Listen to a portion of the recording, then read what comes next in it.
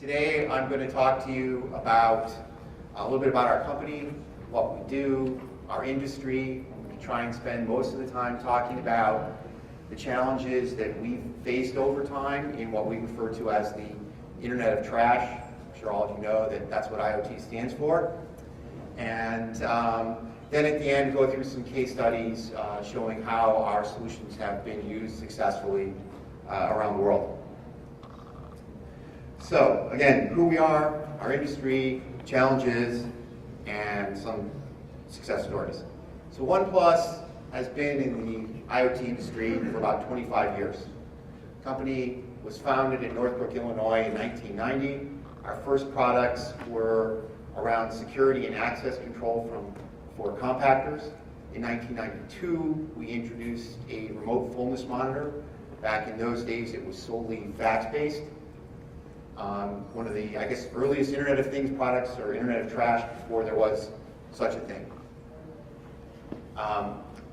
We were acquired as part of an investment where the founder exited by a local Chicago private equity firm called ParkerGale in 2005.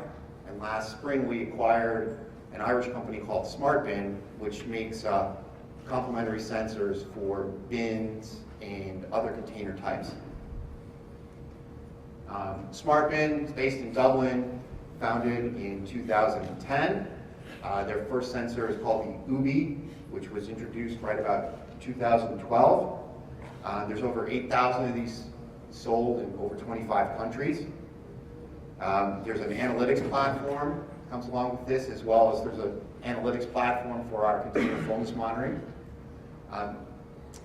The reason that we acquired SmartBin is that it gives us a full single vendor solution, one place to go if you want to remotely monitor all of your containers.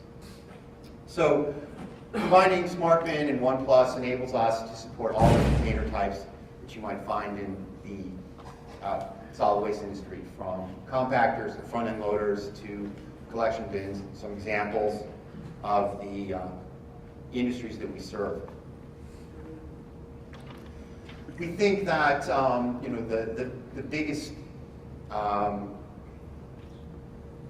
factor for us is that we can be successful, and what makes us good is the fact that we've been around for 25 years and we've taken all the experiential learning and we've incorporated it into our software. So those of you who've created sensors, the sensor is easy. It's understanding what your sensor is actually sensing, which is hard. So in our case, that means, when is the compactor actually full, and when is it just jammed up because you got something hard that's got to be broken through? Or when are you looking at a container and there's a shelf in the container and the waveform bounces back and you've got to recognize that, hey, there's a shelf here. This isn't just full always. And having the established customer base, et cetera, gives us the ability to overcome some of those challenges. I'll talk briefly about the industry, what our position is, and then I'm going to get into the challenges that we face. So for those of you who aren't aware, solid waste industry is big, $49 billion. And you can characterize it, it's consistent, like education, there's always going to be trash. So consistent growth, low barriers to entry, lots of different people around, makes it challenging for us. We have haulers, we have end users, there's a lot of different people that we have to persuade that our solutions bring real value. The industry, in terms of where the money is, most of it's in collecting. There's a good bit in hauling, and then a little bit more in disposing. So think about it, the part that interests us is collection. Hauling doesn't have a lot of interest for us. There's some interesting things being done in disposal as well. Our solutions answer the questions that have been difficult in the past or really not in the past since we've been around for so long, but where's the container now? Is it full or empty? When did it last get full? Has it been collected? I'm not going to read all these things, everyone can see it. But it's really very interesting and important information to our customers and our end users, and it prevents waste because we can optimize when containers are hauled away. They're only going to be hauled away when they're full, or they're only going to be refilled when they're empty. So you have increased productivity, you eliminate waste, whether it's a truck run or unnecessary cost in terms of hauling away a container that's only half full. There is advantages to remote monitoring if you've got a waste that has value. So before oil collapsed, waste oil was a valuable commodity. Monitoring how full your tank is and making sure that no one's sort of tapping into your valuable commodity that you're picking up because you want to recycle it. Ensures regulatory compliance.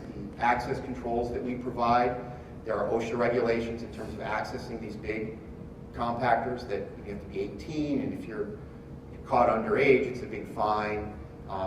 With the smaller containers, everyone's probably been to a mall, and you have these guys who drive around at night and they shut the bin lids because many municipalities mandate that the lids be shut so they don't have vermin or other problems.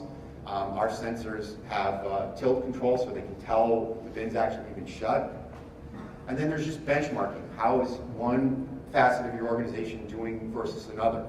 You have two stores and one is recycling more and one is throwing out more solid waste. There may be some very interesting data that you can, or insights that you can grasp from that data. Like many of you if you're an end user solution provider, we face a lot of the same challenges that you all face in terms of the networks and the carriers. So we know that there's going to be winners and losers. We just don't know. And I don't know how many of you experience this sort of feeling of vulnerability, but who would bet their business on a technology that may not be here in 5 or 10 years in terms of, is 3G still going to be around? Is LTE going to be around? AT&T recently discontinued support for 2G. Is it going to be Sigfox or LoRa or some combination or NB-IoT? What's going to be the winning horse, and how many of these different varieties and flavors can we actually support? So we've made some decisions based on partners and where we think the market's going to be going, and it's a big challenge for us because we can't afford to bet the whole table. We have to pick a few spots and concentrate our efforts there. So we've chosen LoRa and Sigfox as far as our low power solutions, but we still have sensors that are in the 3G and the LTE space. And believe it or not, we still have customers that depend on phone calls, faxes. We don't do Wi-Fi for security reasons. We just don't want to be the next Target poster child. Not that we're really concerned about that, but it doesn't seem to be advantageous to us. In addition, where our sensors are located often remote from the actual building, out in the parking lot if you're talking about bins, or if it's a compactor sort of out by the loading dock, there often isn't a strong Wi-Fi signal anyway. Nonetheless, we see lots of different network and carrier options, and it's a very confusing space for us to understand. The second challenge we face is hardware.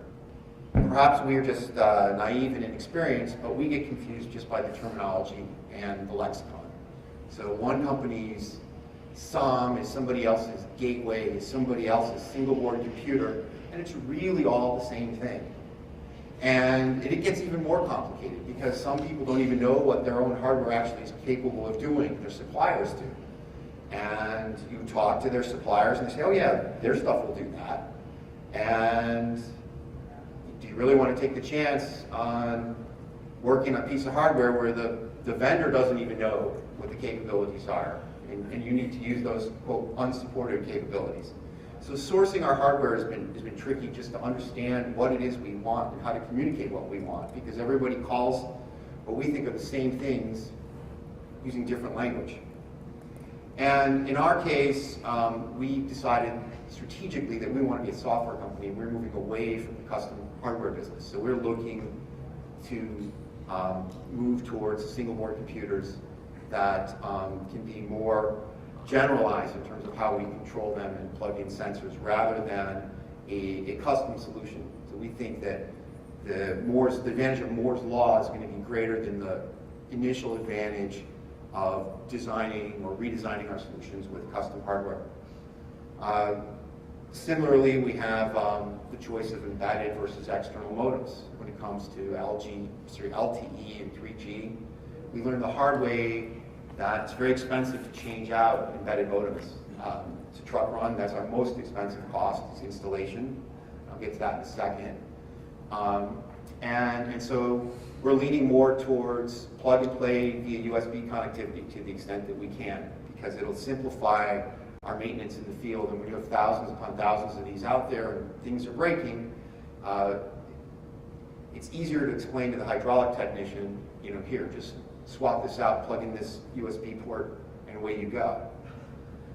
Then you've got operating systems and programming languages, and as you can tell, Alan was probably going to talk more about this. But again, we tend to lean towards Linux and other open source derived APIs and programming languages. There's some very interesting ones that are out. I think K-Kura is an interesting standard from Eurotech. I mentioned installation. It's critical to our success. We're not a giant company. ParkerGale invests in companies with at least $5 million in revenue and $2 million in EBITDA, but that's not enough to support a nationwide installation force. Remember, we're installing stuff on compactors. These are big industrial pieces of equipment, or if we're installing lots of sensors, you've got to go to lots of places. So we rely on partners to do that, and it's a big challenge for us, finding partners that understand our technology and what we want to do. And I think that human element often is overlooked when you think about the complexity of what's going on in IT. Someone's got to install these, someone's got to set them up, someone's got to be there for your customer. And customers have a very high level of expectation right now, which, depending on your third-party vendors, can be very hard for them to achieve. Everyone thinks that you call up Comcast or AT&T and they give you a 2-hour window the next day, and everyone forgets it probably took them 50 years to get there. And we're being held to that same standard with third-party installation contractors, and it's tough. It's a big challenge for us. Infrastructure, do we host our own data center? Do we go to the cloud? Where do we manufacture? Those are a little bit more cut and dry. There's a lot of providers. We haven't found that those waters are as necessarily muddy as some of the others.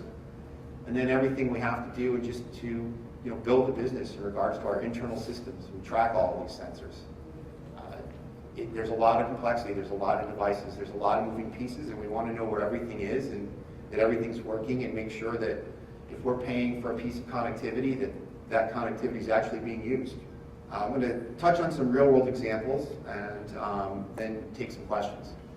So one of our earliest success stories was a Midwestern grocery store chain. Their stores were on scheduled compactor pickups, and they put in our fullness monitor solution. They're saving over $1 million a year. So you can see that the math can get pretty compelling, yet it's one of these things that you have to see first, because we sort of end up in this side of the budget that people don't really look at. Really, I can save $1 million on my hauling costs by just monitoring and only having things picked up when they're full. Another example is a national manufacturer and distributor of healthcare supplies. So this is an example where the compactor sits at the end of the factory line. So everything comes through, and then you've got to dispose of it. It's an integral part of the line. If the compactor's packed out, the line's down. And if you've got a lot of variability in your line, and you're making all sorts of special arrangements with your haulers and getting picked up just to make sure that your line runs, you're spending a lot of money that you don't need to. And just on one compactor alone, we believe this company has saved over $100,000. So that's more than pays for the cost of the compactor and the monitoring over time. Similarly, large theme park operator, same story, sort of different flavor. People going around and checking things as opposed to having the containers, in a sense, monitor themselves.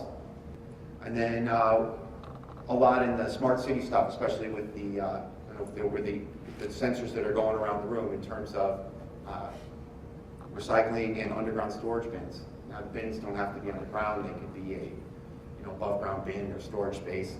In Europe, the recycling bins, for those of you who've seen them, tend to be below ground just because of space and how the cities have evolved.